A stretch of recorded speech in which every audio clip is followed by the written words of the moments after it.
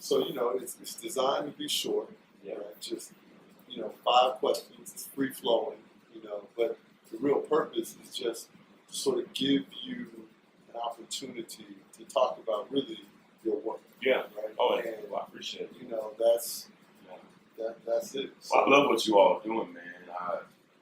I knew some of the history of I've always studied HBCUs, and so I knew some of the history of Paul Quinn, and I knew some of the history of Bishop, and so when I started seeing some of what you all were doing here, I was really excited, man.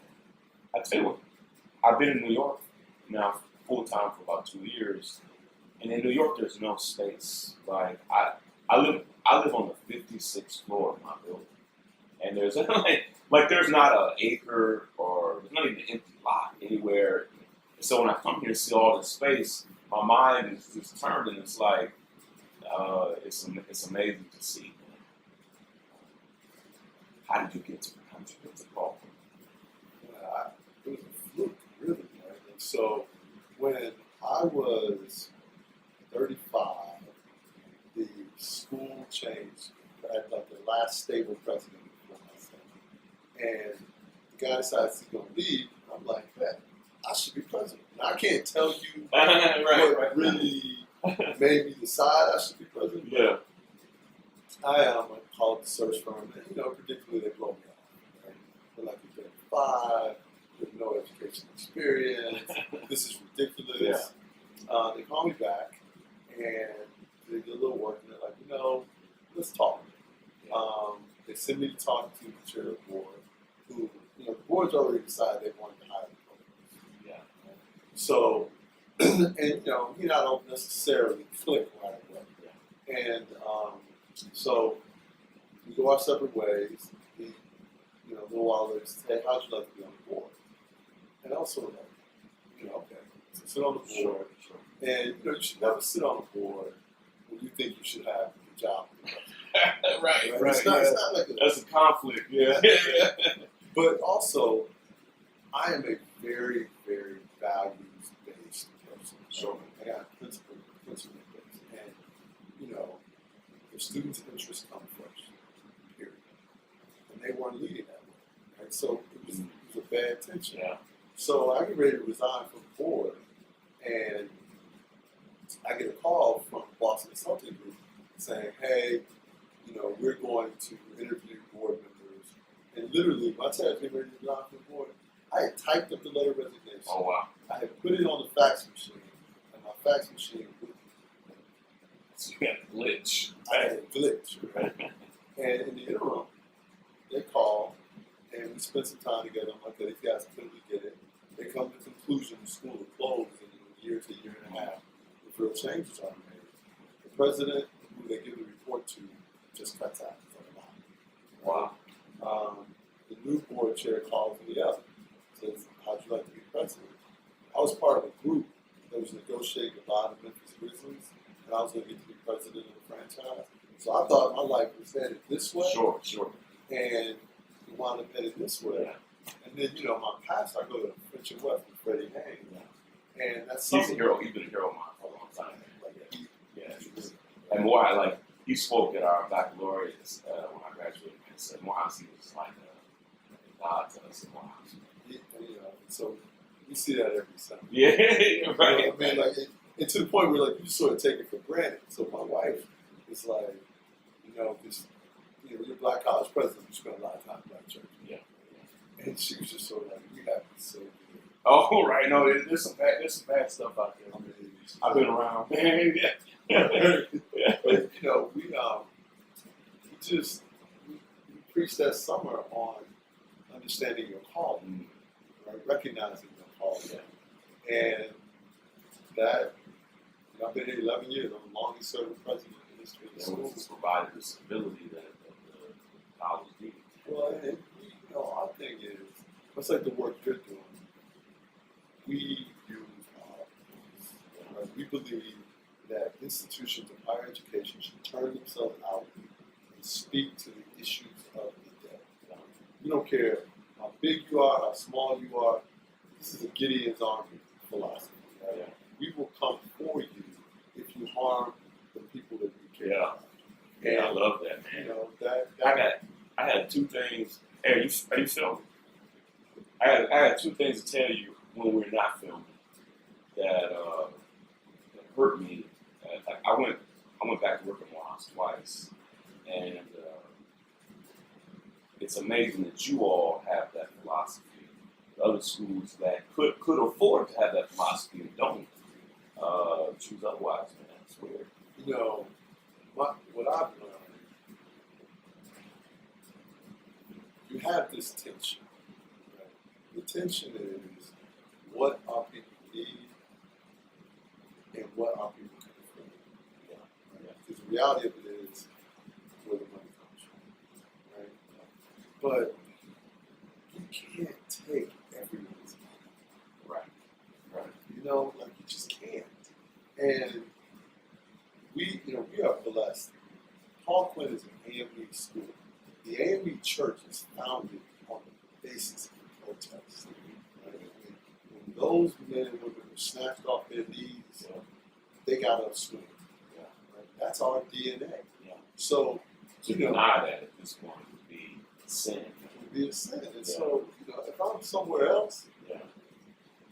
probably wouldn't be a good fit. Right. Right. You know, I mean, but one of the reasons why our community became so disenchanted with our schools is because our schools didn't do for the community that we needed. Yeah. We didn't speak to their needs. Yeah. You know, and that's one of the things I wanted to visit with you about. You are speaking to the community's needs, right? What led you to this space? Well, it's funny that you ask because like my time at Morehouse had so much to do with who I am today. Like You're a history major. yeah, I grew up in rural Kentucky, and I grew up in a town that had horrible problems with racism and bigotry. And pretty much in my high school, if you were a student of color, you didn't lead anything. You were not the president of the club, unless you played sports. Even if you played sports, you weren't seen as a school leader. You might have been cheered on. And so I had all of these desires to speak out and lead. There was no outlet for that where I grew up. And so when I got to Morehouse, it was a space that was designed for a student just like myself. And I mean, I was at Morehouse for 2 weeks. This is 1997, and I was elected dorm president. And the students there didn't know it. But for the previous 17 years of my life, there was no opportunity for me to lead. And I get to Morehouse, and I get to lead right away. And so Morehouse, it had a way of, Morehouse was like an incubator for me. And the next year, I was student government president. And at that time, I broke a rule. You never ran for student government president in Morehouse if you were a sophomore.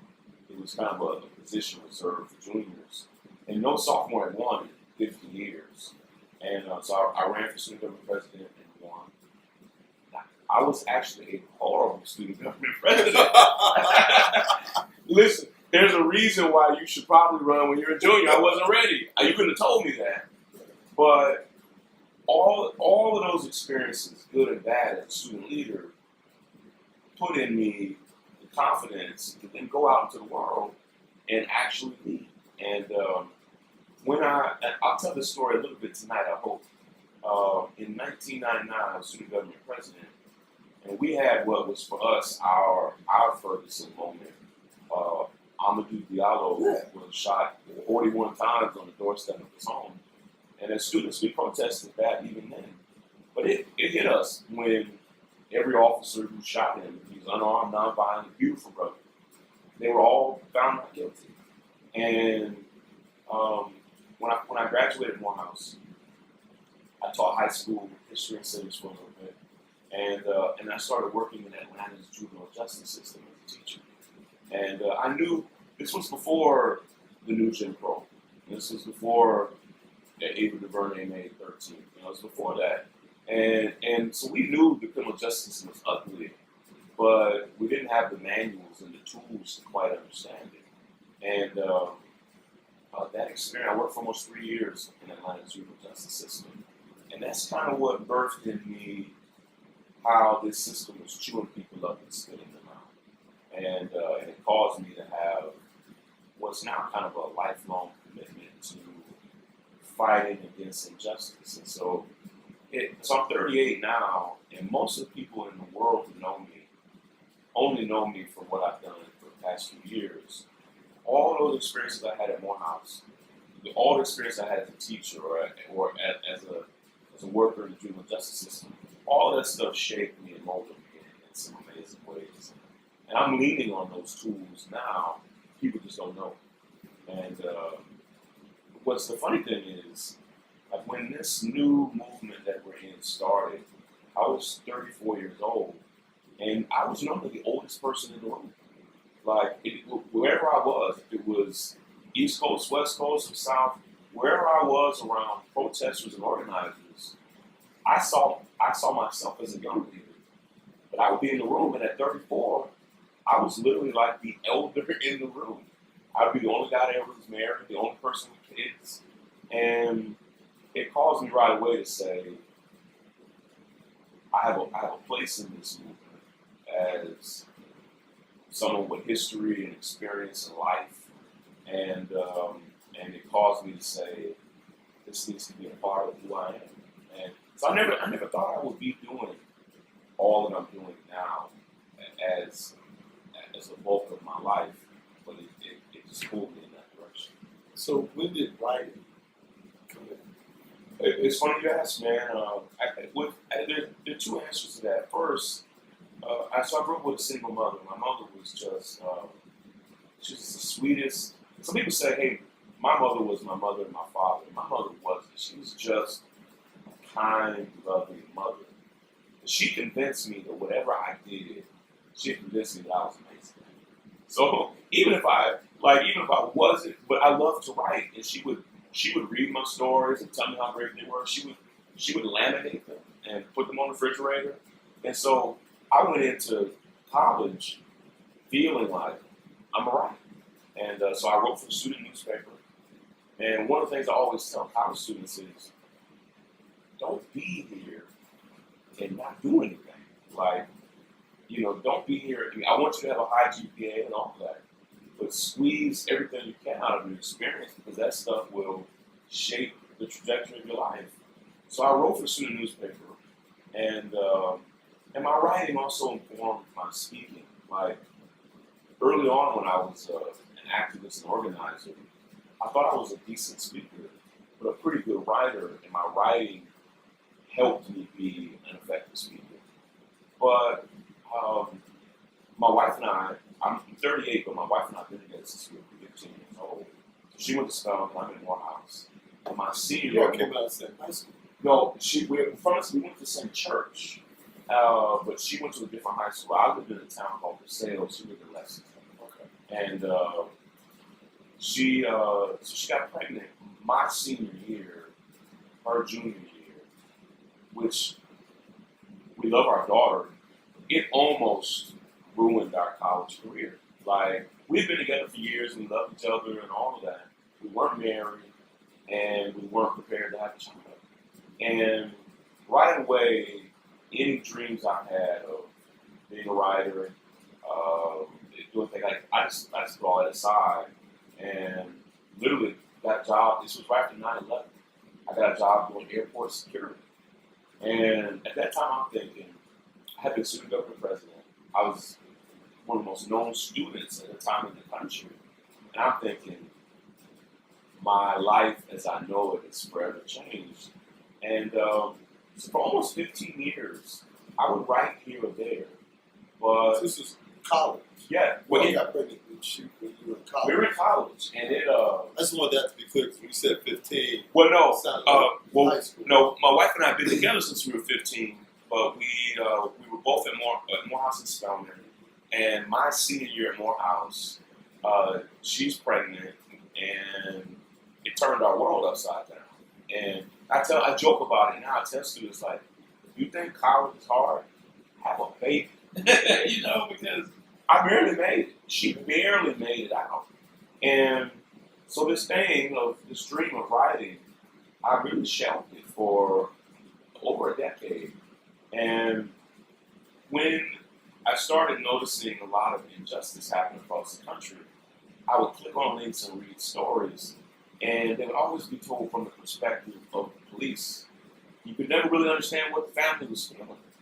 And when Eric Garner was killed in the summer of 2014, I would read the stories, and I could never hear from his family. And I literally found members of his family and talked to them, and not for a publication. On my Facebook page, just told the story of what his family was experiencing. Well, I started doing that every day. And in a few months, I ended up getting hired by a media company. The next year, I was working for the New York Daily News. And so my background in writing helped me, but it was flukish that I ever ended up in the space. So you took an entrepreneurial approach Yeah. to becoming a writer, right? Like, you, for lack of a better term, you self-published. No, I did. No, and I tell people, like, I speak to journalism schools, and I tell them, I saw what I thought was a hole in the market, that there is a missing voice in stories about injustice. And I didn't even know who to contact, or I didn't even know who to interview for a job. So I just said, listen, I'm not even going to put it on a blog. I'm just going to share it on my Facebook page. And several of those stories have been shared hundreds of thousands of times. And what happened was newspapers were quoting my Facebook page. And so eventually the newspaper just said, hey, instead of us quoting you, can you just write for us? And so I never could have predicted that it would have happened that way. But it was entrepreneurial in the sense that just said, listen, there's a hole in the market, let me fill it. And then to this day, I never applied for any of the jobs that I have in journalism. Some of it is if you put your skills out there, people will find you. You know, it's one of the things that I wanted to talk about is the tension between the need for safety in unsafe areas and the need for justice. Right? And there's, one of the things that people oftentimes don't realize is a lot of what came out in the 80s, the 90s, with Clinton and before, were in response to the crack epidemic. It's a story that we have to tell. The most black politicians in the 90s, the cause communities were absolutely ravaged with crime, stemming from the crack epidemic. And we can talk about the role of the CIA and the FBI. All is necessary. Yeah, you have to talk but black politicians were desperate to figure out solutions to stabilize and protect everyday people. And so part of the story is, yes, it was Bill Clinton. Yes, it was his administration. But it was also the Congressional Black Caucus. It was also black mayors. And there's a new book called Locking Up Our Own. And it just came out. And it's about this very dynamic of how many of our worst policies came from a sincere place of people saying, we have to make our communities safe. And that's a complex element of the story that's really not being told. And in that book, it's from a professor at Yale, whose father was in the civil rights movement. His name is slipping my mind. It just came out. He just talks about how in the pursuit of safety, sometimes we invite systems that can destabilize us in other ways. And what's the cost of good intentions? Right? Yeah. So your assumption is that the system you invite in is going to function in a just way. Right.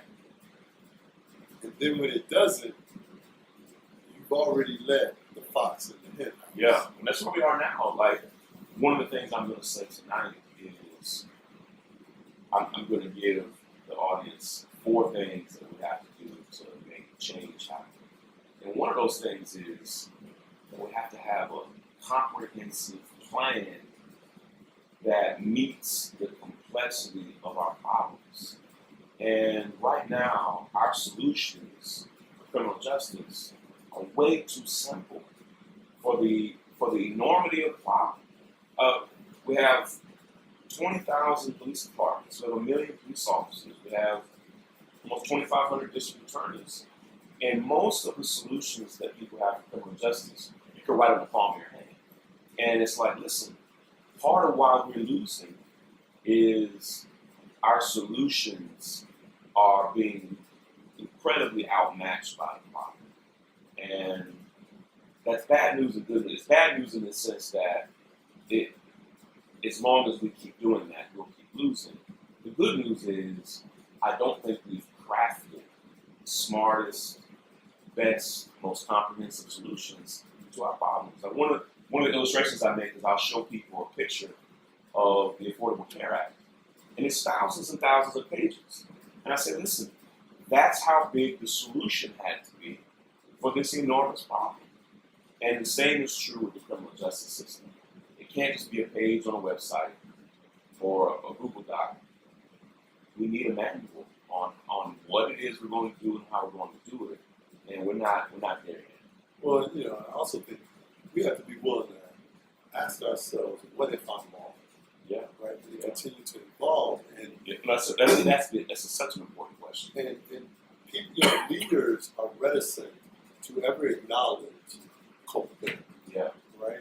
And I think that's, one of the things I thought that I found interesting was, so back in the summer when Eric Garner was killed, and we had the young sister down here in Dallas and McKinney, that you saw the white police officer do what they did. I remember asking my class that summer, I teach classes in the summer, and I was like, how many people have a relative that's in the penal system? Right? I was blown away by the response. Right. Yeah. Sometimes it can be almost everybody in the room. That's exactly right. And at that moment, you realize that their relationship with law and order is complicated. Yeah. Right? Yeah. Because there are crimes being committed. Right? You have to, I'm a lawyer, right? So you have to have an effective system of laws to create a just and balanced society. But how do you do that when the systems of inequities are so imbalanced? Yeah. That and to your point, it is incredibly complex. Yeah. I mean, we see it here. We have this phenomenal relationship with our police department, right?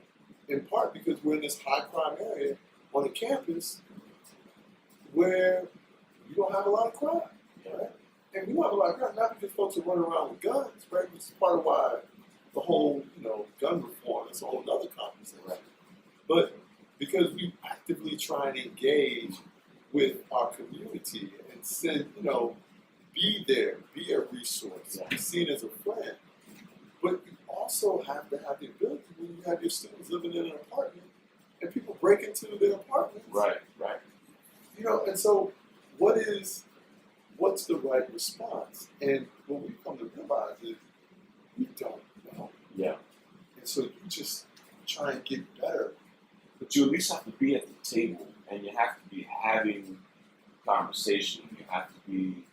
It has to be an honest, sometimes brutally honest conversation about where we are. And when you're college president, people don't think of it. Your primary responsibility is the safety of people on your campus. And so, you're always in these conversations. And here's something that excites me. I see probably some of the smartest, most progressive policing in America happening on college campuses. I think that's right. I spoke at University of Chicago and Northwestern a couple weeks ago, and both schools had pioneered some really radical new forms of policing. For instance, both University of Chicago and Northwestern require their police officers to have college degrees, but they're also willing to help with tuition if you don't. Well, when a police officer has a college degree, incidents of brutality go down, incidents of sexual harassment go down, the quality of their reports goes up. Like all types of outcomes improve. And it's not offensive to police. It's something that they embrace. So I met so many police officers who had left Chicago PD to join University of Chicago or to join Northwestern and said, listen, this has been wonderful for us. And they were wanting the nation to know, like, hey, we're pioneering some stuff here. That's fantastic. Yeah, man. So, Like, I mean, that, well, I am sensitive to our time. Yeah. I know you have a long night ahead of you. Is there anything that you want to say maybe that we haven't touched? No, man, I told you, but I'm going to tell you again, I'm honored to be here. There was a documentary that just came out about Black colleges earlier this week. And when it was done, the documentary was done, my wife and kids and I was in West Virginia and they were back in New York. We were watching it together. Our thought was, this is too short. Like, we needed like a 10-part documentary. But, there's so much wonderful stuff that happens here. That every time I come back to a Black college campus, like there's a level of confidence and peace that you get. Just as a quick thought, I was looking at the clubs here on campus, and I just came through speaking at 2 predominantly white institutions.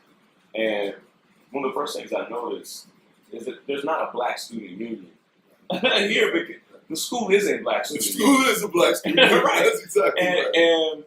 But all around the country, Black students at predominantly white schools are trying to figure out how are we safe, how are we secure, and Black colleges provide this beautiful place for you to be yourself for a couple of years without all the other pressure from the world. And so I'm honored that we're hosting our events here, and thank you so much for having us. We are thrilled to have you here, and you are always welcome. Thanks. So anytime, Appreciate it, man. anytime. Yeah, thank you. So we appreciate you all.